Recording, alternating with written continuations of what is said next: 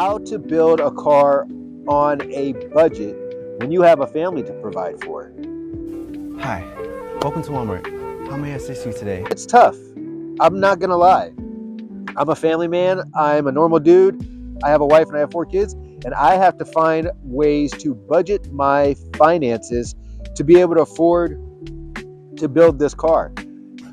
I can tell you I don't have money. Building a car when having a family, it's a lot. There's a lot of pressure involved in it, contrary to popular belief. I've got it under control. I've sorted it out. We're good. There's finances to consider. Money, this money, that profit will make me one leg fat. There's time to consider. Ain't nobody got time for that. Especially when you're building a car, you have mouths to feed. Please, sir, I want some more.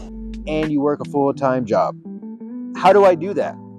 Honestly, I am a cost-conscious builder. I'm broke, nigga. I'm broke.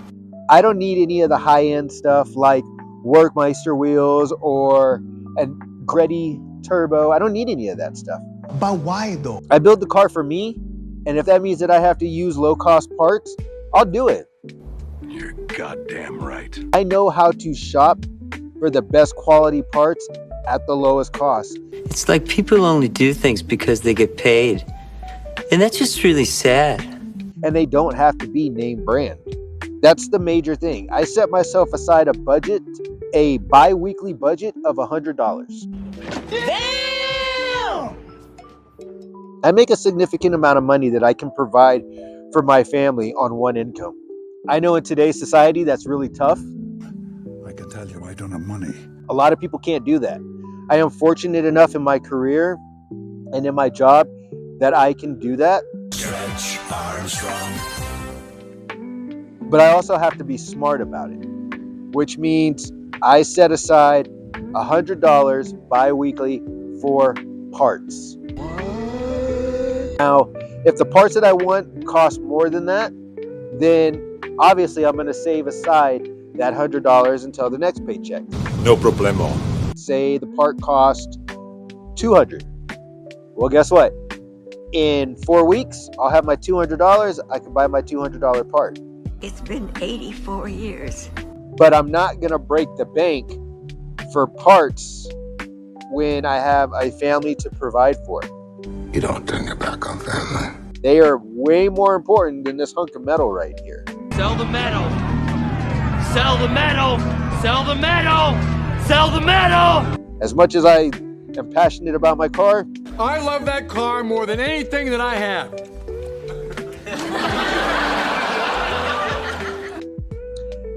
I have no quarrels with selling this thing when it comes to my family's livelihood.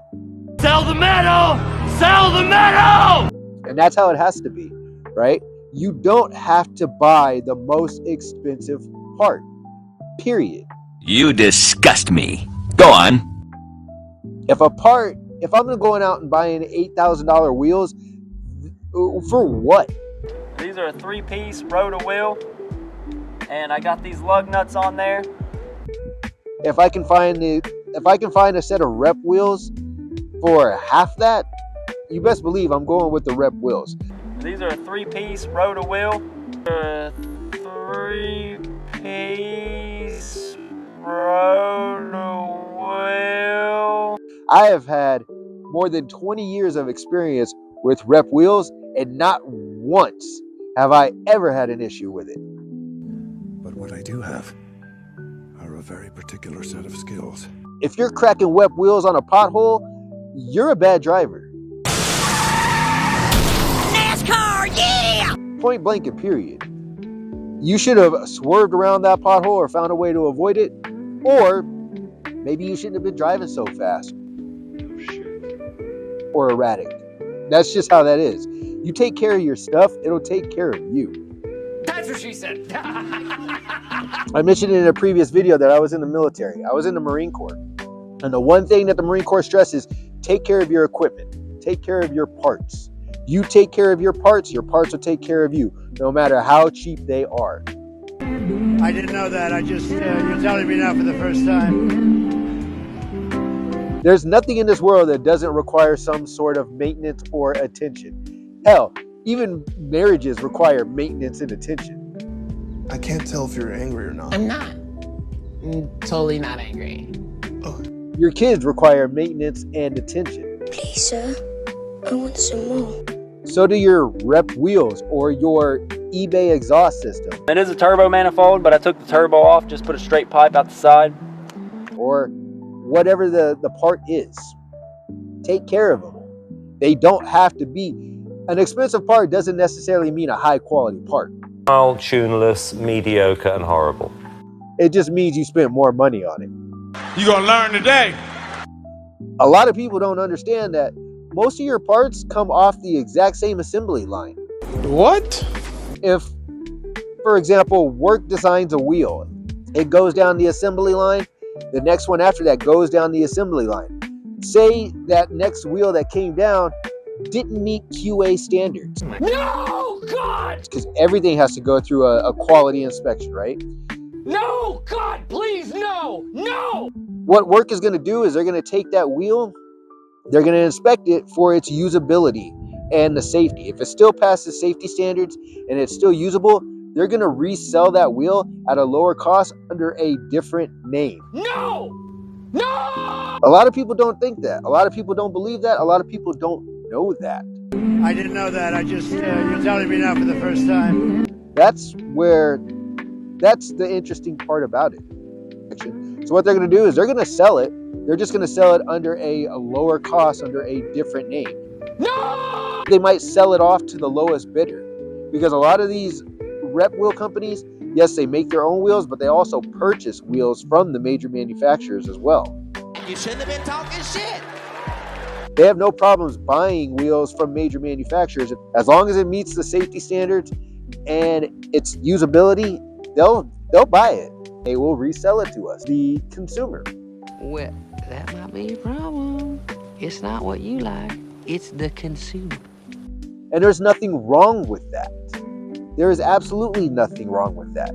Yes, it may have a chip, or it may not have the exact same stamp or sticker, but who cares? I don't care! Does it work? Does the wheel get you from point A to point B without any issues? You're goddamn right.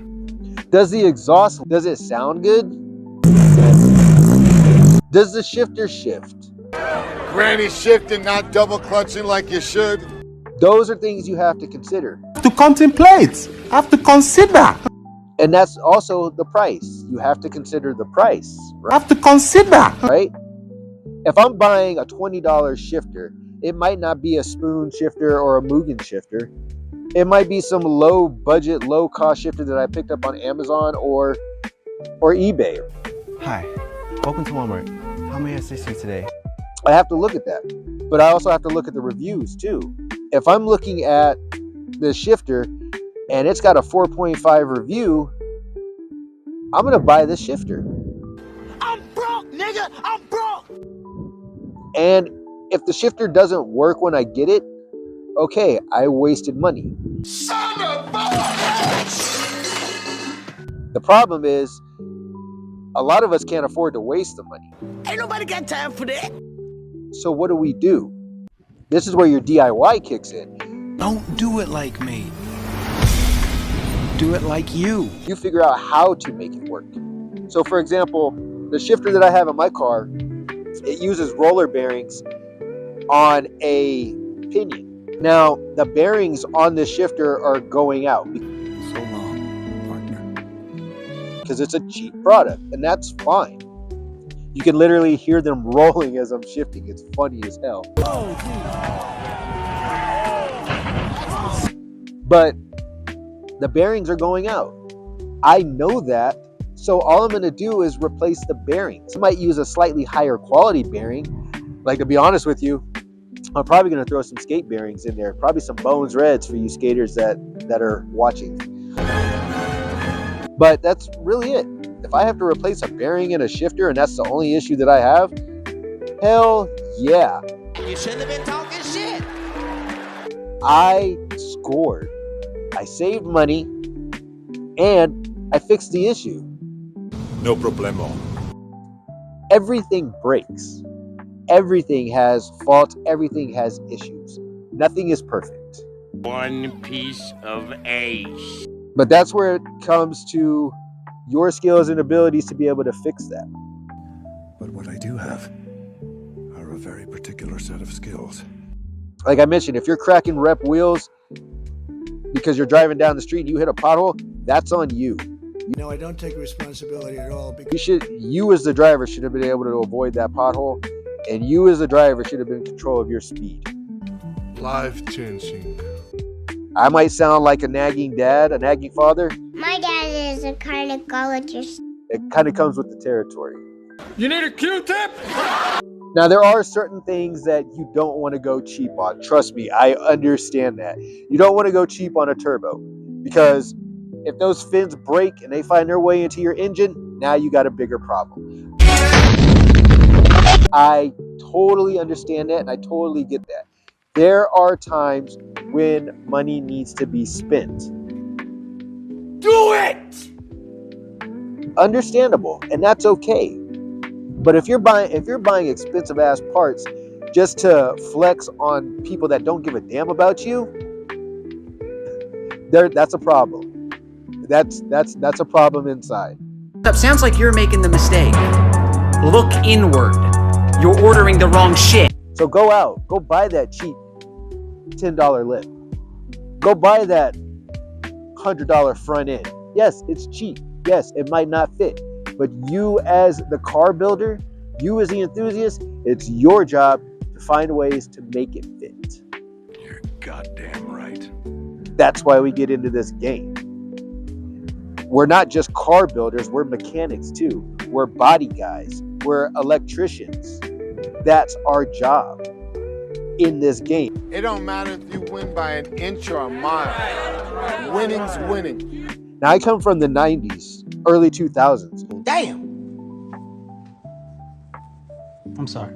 We didn't just buy parts, slap them on, and call it a day. We built our cars. If it didn't work, we found a way to make it work. And we're not talking duct tape and super glue here. Are you sure this is legal? We're talking, if there was a dent in that fender, you best believe we're finding a way to pull that dent out. You know, I guess one person can make a difference. A little tap, tap, taparoo, if you will. Tap it in. Give it a little tappy. Tap, tap, taparoo. The times have changed.